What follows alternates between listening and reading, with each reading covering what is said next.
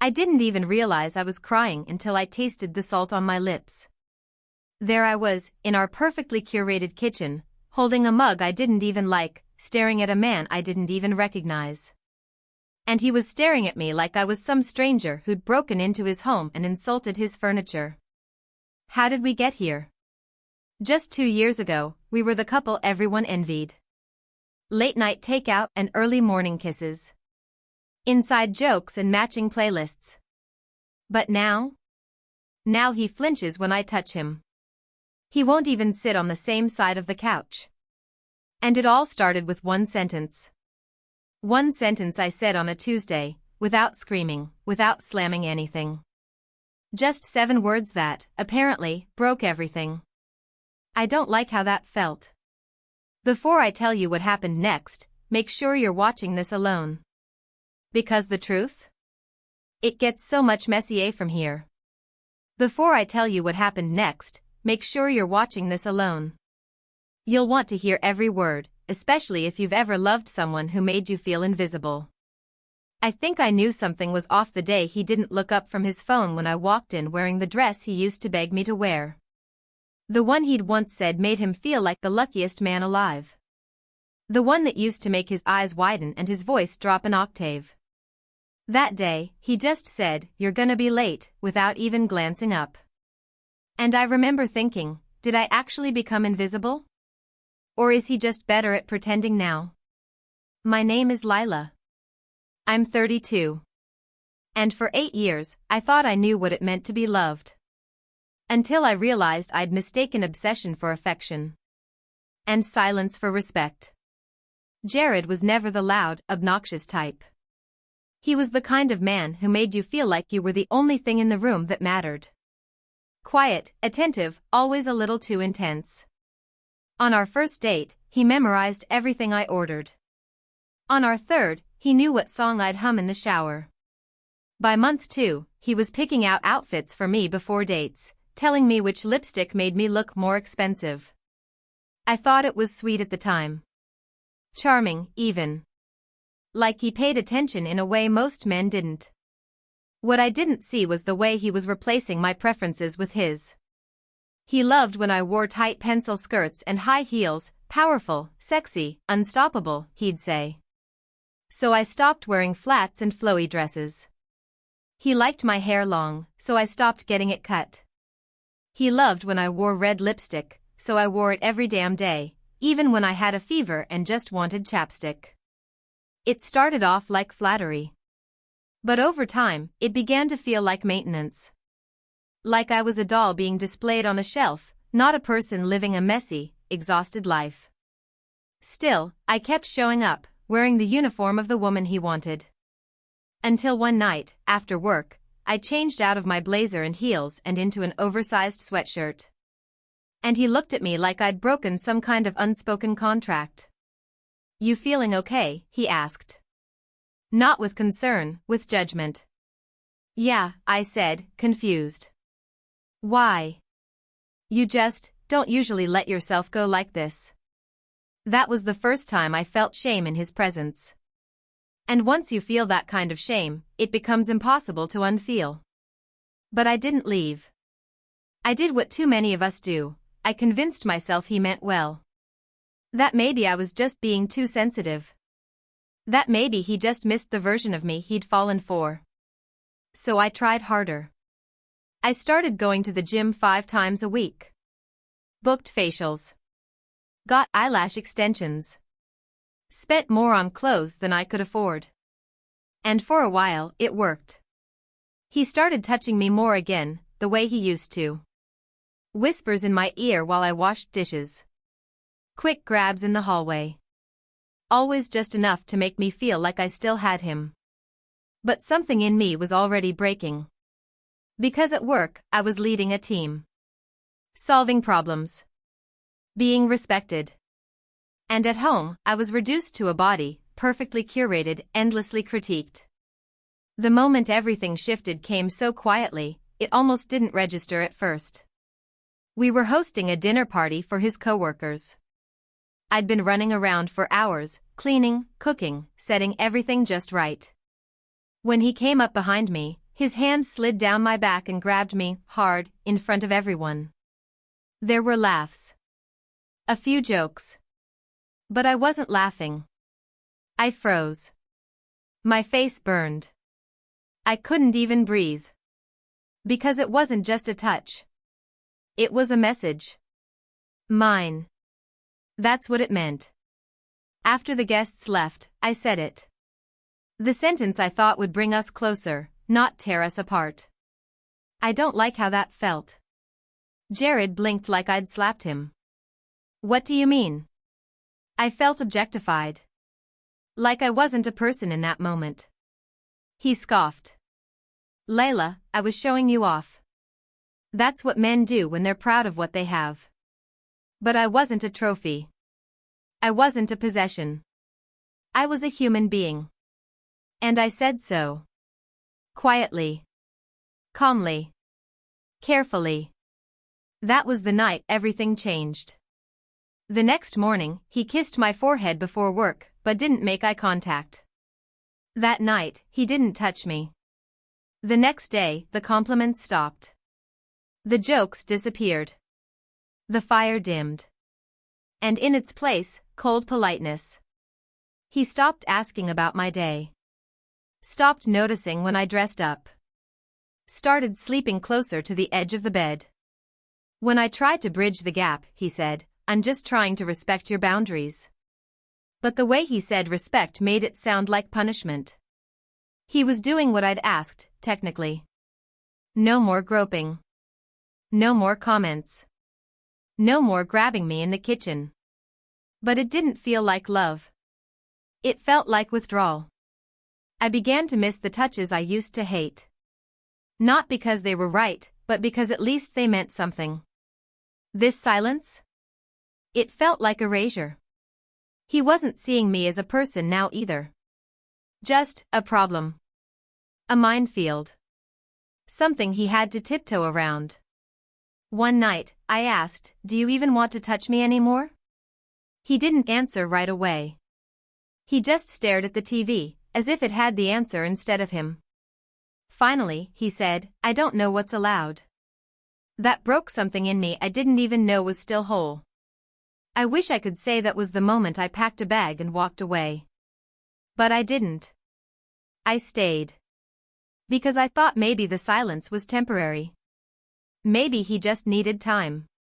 Maybe love doesn't evaporate in a single week. But days turned to weeks. And weeks turned into routines I never imagined I'd tolerate. He started coming home later. Sometimes he'd skip dinner altogether. Other times, he'd eat silently, then retreat to the bedroom without saying a word. The only sounds in our house were the clinking of dishes, the turning of doorknobs, and the occasional sigh that said everything he wouldn't. I'd lie awake beside him, staring at the ceiling, wondering if he was awake too. Wondering if he was remembering the same kitchen counters, the same laughter, the same love. And then I started wondering if he wasn't thinking about me at all. He never yelled. Never slammed doors. Never said anything cruel. And somehow that was worse. Because at least anger means there's something left to fight for. This was apathy. Sharp, suffocating apathy. Like I was a ghost in my own home. I tried to reach for him one night, just rested my hand lightly on his back while we lay in bed. And he flinched. Not violently, not dramatically. But enough to make me pull away and stare at my hand like it had betrayed me. I sat up. Do you hate me? I asked softly. He didn't turn around. Didn't say a word. Just whispered, good night, and pulled the blanket over his shoulder. That's when the dreams started. In them, we were always in the same house, but in different rooms. I'd call his name, and he'd look at me like he didn't recognize me. Like I'd been replaced with someone less lovable, less interesting. Less worth touching. I began journaling again, something I hadn't done since college. Trying to make sense of how we got here. Every page looked the same. What did I do wrong? I spoke to a therapist, online, at first, because I didn't want Jared to know. She said things like emotional withdrawal and passive punishment. She asked if I felt safe in the relationship. I said yes, but the longer the sessions went on, the less sure I became of that answer. It wasn't bruises or broken plates. It was the way he didn't say I love you anymore. The way he'd go an entire day without touching me. The way I started apologizing just for existing. One morning, he left for work without saying goodbye. No kiss. No glance. Just the door closing, softly, like a final sentence. I stood in the hallway, still holding the coffee I made for him. And for the first time, I thought, what if he's already left me, emotionally, mentally, and I just haven't caught up? That night, I asked him to talk. Not text. Not passive comments. Not sarcasm layered with pain. But really, actually talk. He agreed. We sat across from each other on the couch like strangers on a first date. I told him I missed him. Told him I didn't want a roommate. That I still loved him, even when I hated how things had felt. He listened. Quietly. Too quietly. When I asked what he was feeling, he said something I'll never forget. I don't know if I want to come back. It was such a clean sentence. No anger. No venom. Just truth. And it gutted me in a way no betrayal ever could. What do you mean? I asked, trying to keep my voice from cracking. I mean, I think I liked who I was before you told me how disgusting I made you feel. I never said you were disgusting. I said. You said you didn't like how I showed affection. That it made you feel objectified. He ran his hand down his face, like he was trying to scrub the memory off his skin. I stopped because you asked me to. And now? I don't know how to be around you. But I didn't want you to stop loving me, I said, tears stinging my eyes. I wanted to feel like a person, not a performance. I don't know the difference anymore, he whispered. The silence that followed wasn't awkward. It was suffocating. I could feel us dissolving in it, cell by cell. A week later, he told me he was taking a trip alone. Said he needed clarity. Said it wasn't about running, just thinking. I nodded like I understood, but my stomach turned the second he walked out the door. While he was gone, the house felt like a museum. Frozen in time, every photo mocking me. Every pillow carrying his scent. I wandered through it like a ghost, unable to remember what it felt like to be alive here. He called once. Just once. Said he hoped I was okay. But I could hear it in his voice, the distance, the detachment. When he came back, he smelled different. New cologne. Fresh clothes. Lighter somehow, like something heavy had been lifted. I didn't ask if he'd met someone. Because I already knew. He started talking about maybe needing a break. Then it became, maybe we should talk to someone. Then, maybe it's just not working anymore. And finally, one night, after a long silence at dinner, he said it. I don't think I can come back from this. I stared at my plate. Mashed potatoes. Broccoli. Chicken I'd overcooked. None of it tasted like anything. He kept going. I feel like I'm pretending every time I touch you now. Like I'm waiting for the criticism instead of the connection. I opened my mouth to argue. But nothing came out. Because the truth was, I'd started pretending too. Pretending we could fix this. Pretending the version of us from the past still existed. Pretending that asking for boundaries hadn't set off a chain reaction that neither of us knew how to stop. I nodded. That's all I could do. And when he got up and walked to the bedroom, I stayed there. Frozen. I heard him pack a bag. Not everything. Just enough. And when the door closed behind him, it wasn't loud. It was final. After he left, the quiet didn't feel peaceful, it felt surgical. Precise, cold, efficient. Like the final cut in a procedure that had already gone too far. I sat on the couch for hours, not crying. Not thinking. Just still. The next morning, I woke up in a house that didn't feel like mine. His toothbrush was gone. The charger he always stole from my nightstand was gone too. And the closet was missing just enough clothes to look wrong. I thought the worst pain would come from the yelling. The slammed doors, the heartbreak, the drama. But it didn't. The worst pain came from the absence. No I love you. No goodbye. Just silence that echoed louder than any argument ever could. People started asking questions. My mom called, confused why she hadn't seen Jared's car in a while. Friends texted, vague at first, everything okay with you too? And I kept lying. Oh, he's just traveling for work. Because the truth felt too humiliating to say out loud. That he left me for being honest. That I'd spoken one boundary, and he chose to walk away from all of it.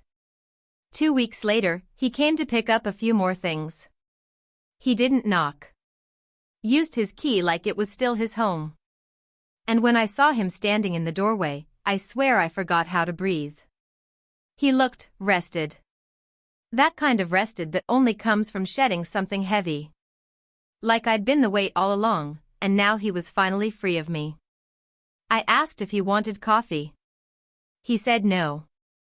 I asked if he was okay. He nodded.